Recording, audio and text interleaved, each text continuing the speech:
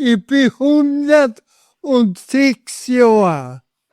Und wie war das dann, wie sie dann in den Krieg einrücken haben müssen? Da hast du eh nicht helfen können. Habe ich die Einberufung gekriegt nach Innsbruck. Wenn da einer sagt, er hat keine Angst, der liegt. Jeder hat Angst, wenn du so jung bist und du siehst dann, der die Dame außerhängend. Wie lang waren sie denn da oben an der Eismeerfront? Wie lang? 4 Jahre. Gute 4 Jahre. Da oben war es so kalt. Nicht? Alle, nur 3 sind wir ausgekommen. Wir 3 sind nur ausgekommen. Da sind alle tot gewesen. Sinnloser Krieg. Der Krieg in Russland jetzt ist so sinnlos. Danke, dass du als regelmäßiger Zuseher eine so große und wertvolle Stütze in unserem Friedensprojekt Lebensweisheiten von 100-Jährigen bist. Wenn du jetzt unser Friedensprojekt noch weiter unterstützen möchtest, ist die beste und einfachste Art, unseren Kanal zu abonnieren. Das alles ist nur dank dir und dank dem Vertrauen der einzelnen Familien möglich. Danke. Danke. Einfach unten klicken. Ich bin der Daniel Bleunig, bin Begründer des Friedensprojektes Lebensweisheiten von 100-jährigen Menschen und bin diplomierter Gesundheits- und Krankenpfleger. Und genau diese wertvolle Zeitzeugengeschichte für den Frieden wirst du heute bekommen. Darf ich fragen, wie jung sie sein? Hä? Wie jung sie sein? Wie alt sie sein? Ich bin 106 Jahre. Na, ich bin ganz genau am 5. Februar 1920 geboren in Horgermoos. Das ist in Innviertel unten. Und damals hat mein Vater war ein Zimmermann. Wir haben da unten ein schönes Häuserl gehabt. Ein Holzhäuserl, weil er ein Zimmermann hat selber. Und da durch die Schulen ist versteigert worden. Hat er gesagt, der Baumeister hat gesagt, Schwanninger, ich muss die auch entlassen. Hat er gesagt, ich hab keine Arbeit mehr. Der Baumeister selber. Na, und dann hat er 2 Wochen oder 3, das weiß ich nicht mehr genau, hat er weg was von Stadt gekriegt. Und dann war es aus, bist Aussteiger gewesen. So haben sie damals gesagt. Weil ihr Vater hatte dann die Arbeit verloren, der war ja Zimmerer. Mein Vater, Ja, genau. ja, er war ein sehr guter Zimmermann. Ein Innviertler, von Hochzester, da wo der See ist, der Hochzesterer See. Da haben wir als Kinder über ein paar Fuß runtergerannt, weil wir ja Schuhe haben wir ja keinen gehabt, auch im Winter nicht. Mein Vater war über Holzschuhe gemacht, ganz primitive Holzschuhe. Mit denen haben wir ins Schule gehen müssen, nach Horgermoos, weil ich genau, wo wir gewohnt haben, war Marktl, hat das geheißen, da waren nur 3 oder 4 Häuser, Marktl. Und in die Schule haben wir nach Horgermoos gehen müssen. Das war ganz eine kleine Schule, aber mir hat die Schule gehen nicht gefreut. Überhaupt nicht. Ich habe lieber gearbeitet. Das war mir dann viel lieber, wie ich zum Bauern gekommen bin. Mit 12 Jahren bin ich dann zu einem Bauern gekommen. Da mit meinem Vater zusammen, dass wir was fressen gehabt haben. Weil wir haben noch nichts gehabt. Weil wir hat von Staat nichts gekriegt. Nicht einen Schilling haben wir gekriegt. Gar nichts. Da haben sie auf 100 Kühe aufpassen müssen. Ja, dem hat er mir gar nichts gesehen.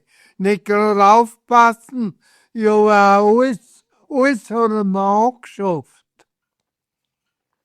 Der hat einen Haufen Knecht auch gehabt. Und Tiere hat er auch ein 6 oder 7 nicht gehabt. Die haben den ganzen Tag nichts da müssen, als wir die Kühe putzen. Ne? Und melken dann und so weiter. Da hätte er wollen, dass ich das Melken lerne. Und da haben wir die Arme so weh, da einer. Dann hat er es lassen. Aber weil sie nicht mehr Kinder haben, das so. So, da und die Mille auszudrucken, so. Ja, gewissen da das schon. Aber ich habe nicht mehr Kinder, ich war ja 12 Jahre alt. Und so einmal hat mit der Bauer, hat er sich eingebeten, ich komme von der Schule spät heim, hat er mit, ich bin davon, dann bin ich einmal mitten um 2 in der Früh, bin ich angehauen von den Bauern.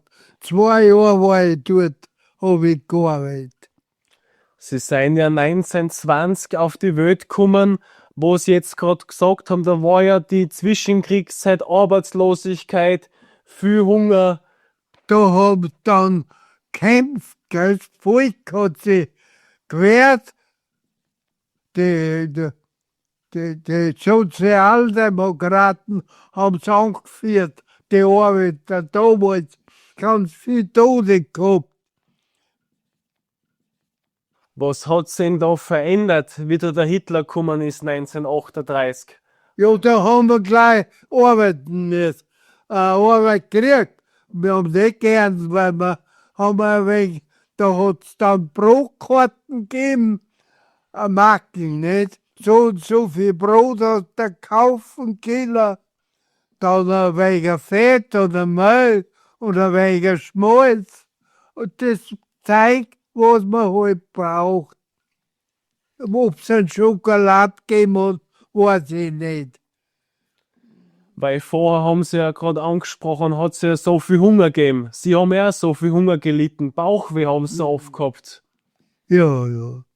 Ich kenne das. Ich weiß, was wir Hunger haben wir so viel. Ja, wenn du nichts hast, wenn du die Mutter kann da nichts geben.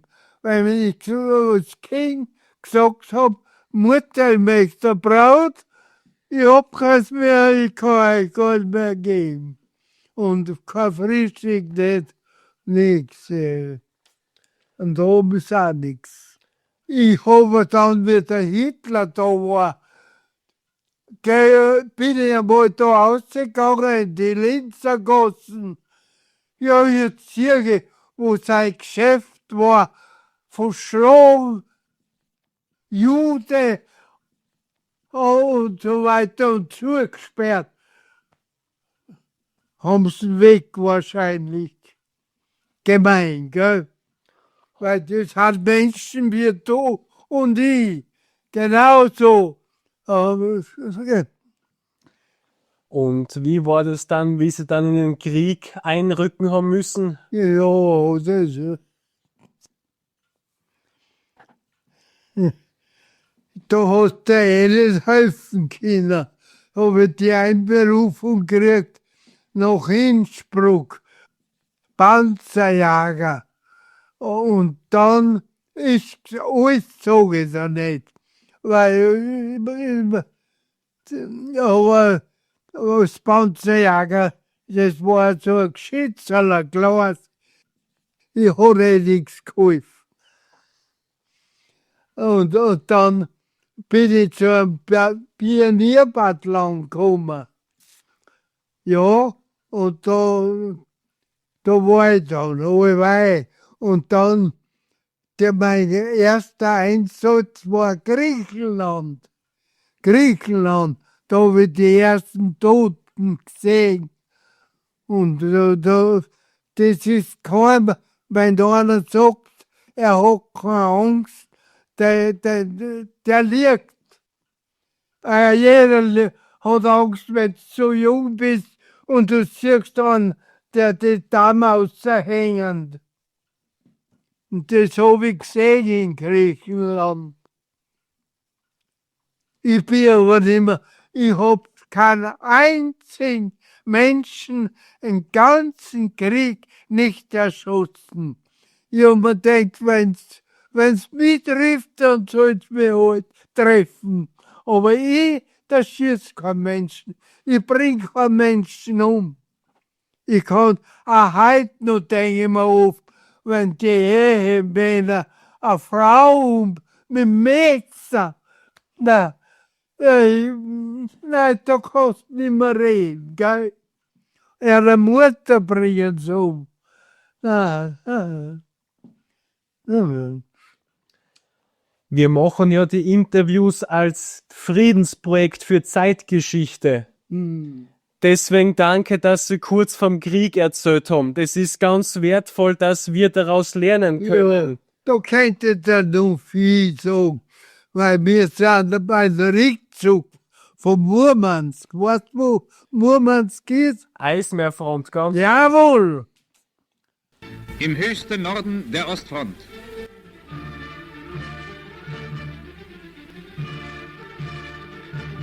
Die Bereitstellungen der Bolschewiken, die sich im Schutze einer Ortschaft sammeln, müssen gestört werden.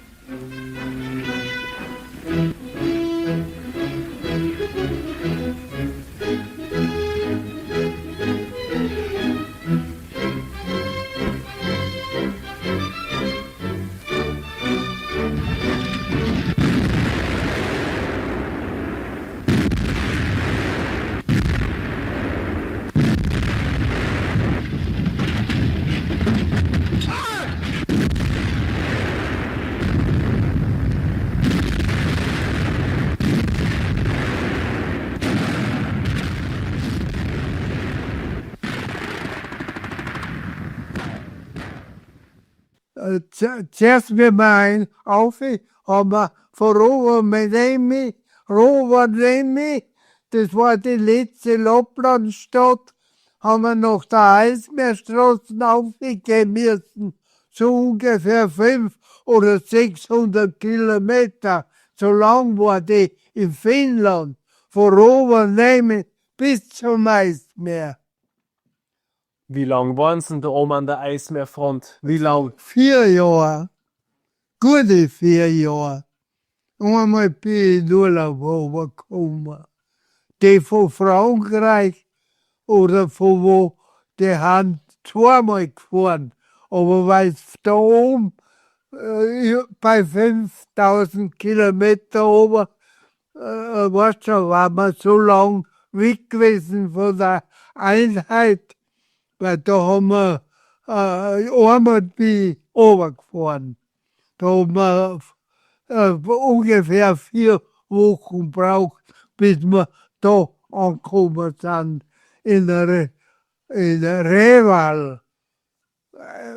Da haben 3 Staaten, Litauen, Estland, Lettland, Litauen. Da sind wir entlaust worden, da haben sie da reingespritzt, haben sie so lange Spritzen gehabt, da und heute, dann hat es kein Laus mehr gehabt. So ein gutes Gift oder was. Weil du hast von den Russen die Leist gekriegt. Da hast du da Kinder, was da will. Da haben wir oft mit den Bunker, wie wir waren, habe ich das ausgezogen, so daheim, und hab's ins Wasser eingetaucht und über die Nacht bei 30 Grad rausgehängt. Weißt schon, und da haben sie alle hingeworfen. Aber hat nichts geholfen, hat ja gleich wieder gehabt, Leist. Weil wir haben die deutsche Armee war nicht ausgerichtet. Da oben war es so kalt. Nicht? Die Russen haben alle Spitzjackerl gehabt, halt Fleisch drin, nicht? Und wir haben da die toten Russen, weil er tot war, haben wir die Jacken ausgezogen und haben es mir angezogen. Und da hast du die Leute gekriegt. Die Toten, gell? Die, was die deutschen Soldaten erschossen haben. Ich hab keinen erschossen. Ich hab mir gedacht, ich sage da alles, was ich nicht an jeden sage. Bevor der Krieg ich in Einsatz gekommen bin, da war eine Kirche. Ich weiß aber nicht mehr, was in Estland oder Lettland oder Litauen, von den 3 Ländern war es halt. Ist eine Kirche gewesen, eine katholische, da bin ich reingegangen und hab gebeten, dass ich keinen Menschen erschießen tue. Nicht? Und das ist mir auch so gelungen. Und ich lebe noch und die anderen hat es gleich erwischt.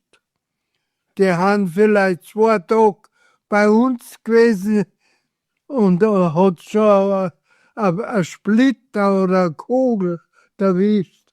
Mich nicht. Ich glaube an Gott, dass es mich da könnte ich dann noch was sagen. Wo 12, 13 Mann waren wir noch. Da sind alle tot gewesen. Alle, nur 3 sind wir ausgekommen. Ich bin ausgekommen, dann der Sieger, das war von Salzburg, von Tolgau einer, von Tolgau und ein Reitländer. Wir 3 sind noch ausgekommen. Die anderen waren so ungefähr 10 tot. Und gelegen. Einige habe ich noch gehört, so da nicht, aber schon. Ja, gerade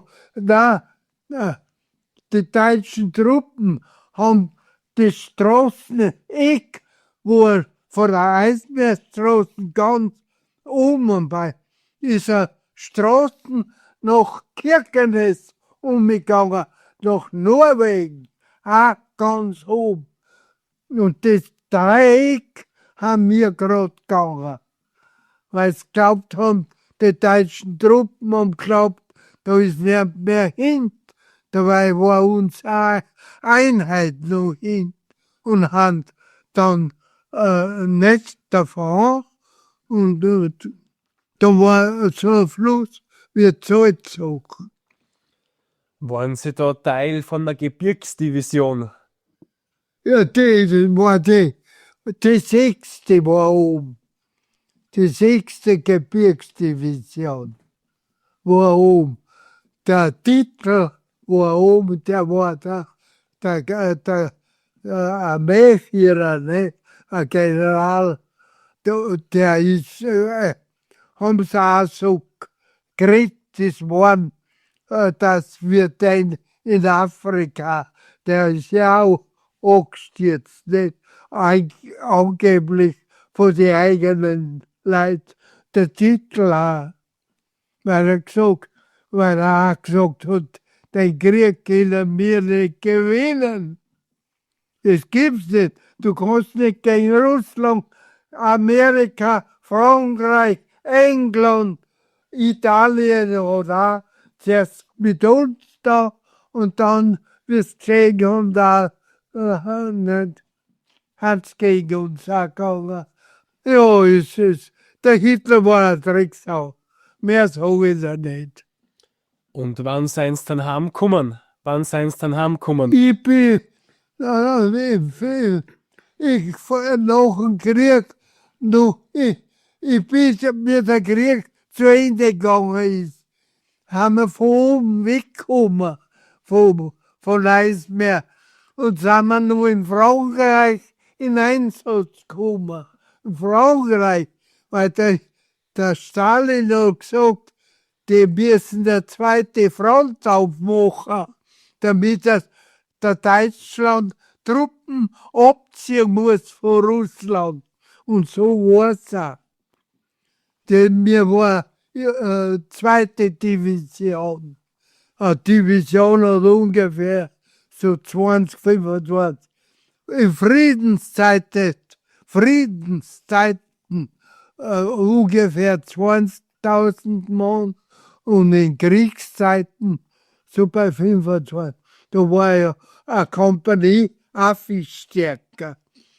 In Friedenszeiten waren es ungefähr 200 Mann eine Kompanie. Und dann waren es schon über 50 mehr. Wann sein's da genau nach Frankreich gekommen? War das schon im 45er Jahr? Das weiß ich nicht mehr so genau. Vor dem Ende. Weil nachher war es Ende. Und dann waren sie in Gefangenschaft. Dann bin ich in Gefangenschaft gekommen bei den Amerikanern. Und das war gut. Weil wenn ich in Russland so mal gefangen worden war, da war es vielleicht Jahre so gegangen. Weil vielleicht noch Sibirien gekommen. Aber wir haben es, wie wir gefangen genommen worden, haben wir die ganze Kompanie, was alle Nacht ausziehen, haben wir antreten müssen, Tee, und da geschaut, ob wir da das Zeichen haben, einbrennt SS, weil da waren wir nicht so bald entlassen worden. Aber ich hab da ja schon gesagt, ich hab die Nazis auch nicht mengen. Ich hab überhaupt keine Partei. Ja, heute noch nicht. Die Parteien interessieren mich nicht. Und wie ist es dann gewesen, wie es dann heimgekommen sein? Wie war das noch dann? Da waren es 25 Jahre Ja, alt. das kann ich dir dann sagen. Da ist der Staatsvertrag dann gekommen. Und da haben wir ja nachher gearbeitet.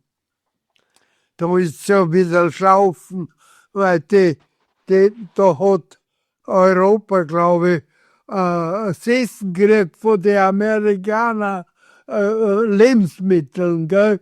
Dass wir wieder was zu essen gehabt haben in Europa. Ist ja in Frankreich auch nicht anders gewesen. Die Franzosen, ne, die haben Leute gehabt, so bei 60 Millionen Menschen. Ne? Deutschland hat 10 Millionen Tote gehabt in den Krieg, in den letzten Krieg. Zwei waren die, 14, 18 und dann 40, 45.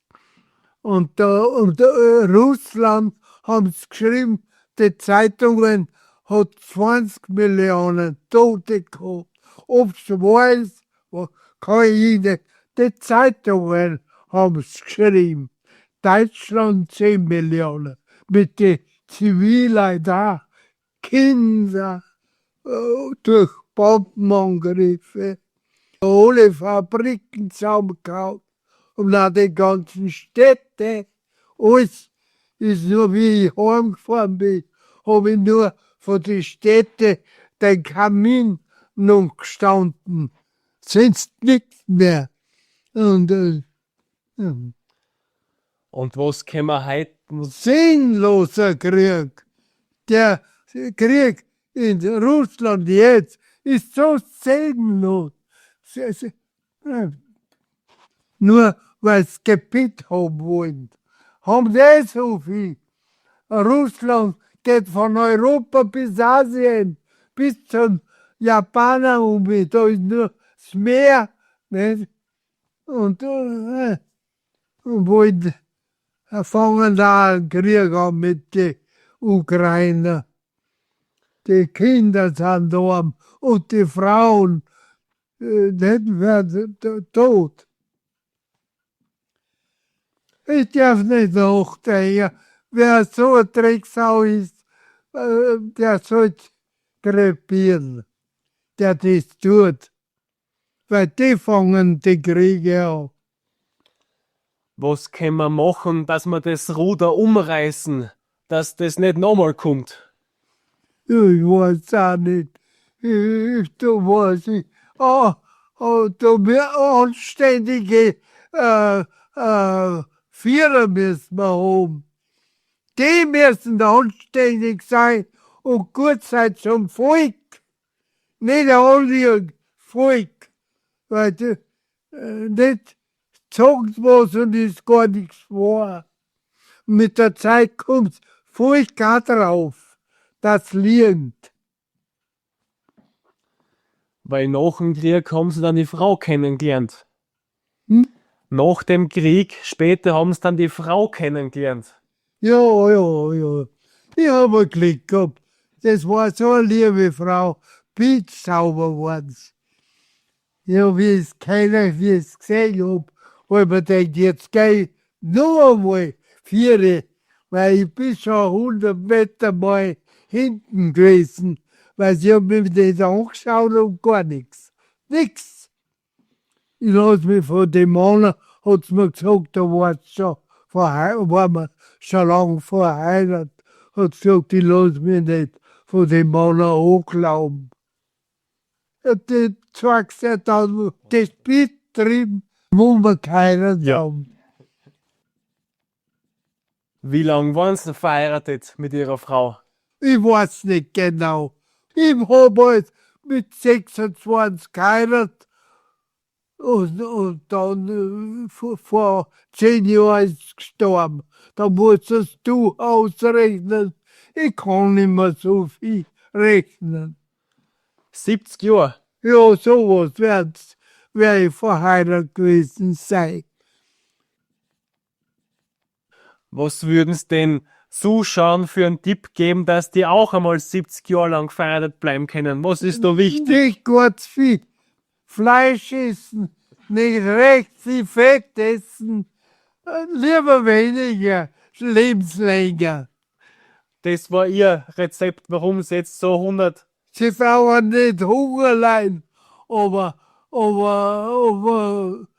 nicht recht anfressen, wie die nicht am sinntesten. Was ist wichtig im Leben? Ha? Was ist wichtig im Leben? Wichtig im Leben ist, dass du einen Glauben hast für mich. Was der andere denkt, ist mir egal.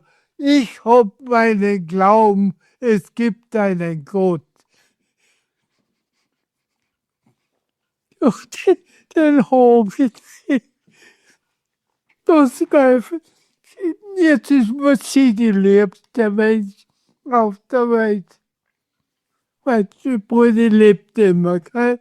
10 Jahre ist da. Sie hat was gesagt. Ja.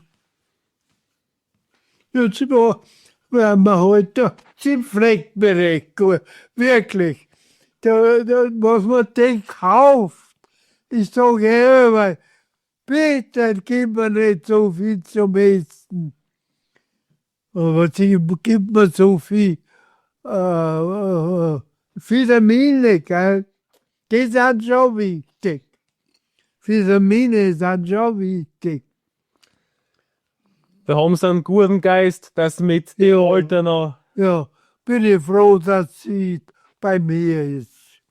Und noch was bin ich froh, dass ich geistig nur so erinnern kann, was vor 50 Jahren war. Welchen Ratschlag geben sie uns mit auf den Weg? Das Ehrlichste im Leben nicht betrieben und Glauben habt, ja, das musst du entscheiden, ob du einen richtigen Glauben, aber ehrlich sein, was man da drin hat, das ist entscheidend, nicht wie ich ausschaue. Ob du ein ehrlicher Mensch bist, und ich glaube, das bin ich gewesen, mein ganzes Leben. Was ist der Sinn im Leben? Hä? Was ist der Sinn im Leben? Der Sinn. Der Sinn, ja, der liebe Gott hat uns ein Menschen erzeugt, nicht? Ja, weil wir sind nicht von der Erde ausgekommen. Das nein, das gibt es nicht. Er hat, und der Glaube ist das größte Geschenk, was er uns gesagt hat, was wir, du hast ja die 10 Gebote Gottes und die 7, erstens Hoffart, zweitens Neid, drittens Ungleichheit, viertens Neid, fünftens Unmäßigkeit, sechstens Zorn, siebtens Dreckheit. Nicht? Das haben sie uns, oder die 10 Gebote Gottes nicht. Das sagt der Herr alles. Kannst du das? Ja, ich weiß schon noch. Bei ihr heißt es, mit 60 Jahren fängt das Alter an. Mit 70 Jahren Kreis, 80 Jahre Schneeweiß, 90 Jahre gepickt zum Tod, 100 Jahre knapp vor Gott. Anfangen tut's 10 Jahre ein Kind, 20 Jahre in England, 30 Jahre ein Mann, 40 Jahre ist wohlgetan, 50 Jahre geht auch noch an, 60 Jahre fängt's halt an, 70 Jahre ein Kreis, 80 Jahre Schneeweiß, 90 Jahre gepickt zum Tod, 100 Jahre knapp vor Gott. Und ich bin 160. Und was wünschen Sie sich für die Zukunft? Was? Ja. Ich wünsche mir nur, dass ich so bleibe. Dass ich nicht krank werde und dass ich zu meiner Frau dann komme. Also Sie wünschen sich, dass gesund bleiben, Wer? Sie. Sie wünschen sich, dass Sie gesund bleiben Ja, und, ja, dass man nichts weh tut. und dass Salzburg heute gewinnt. Ha? Und dass Salzburg heute gewinnt. Dass Salzburg heute gewinnt. Ja. Ja, jetzt aber. Ja, das. Ja.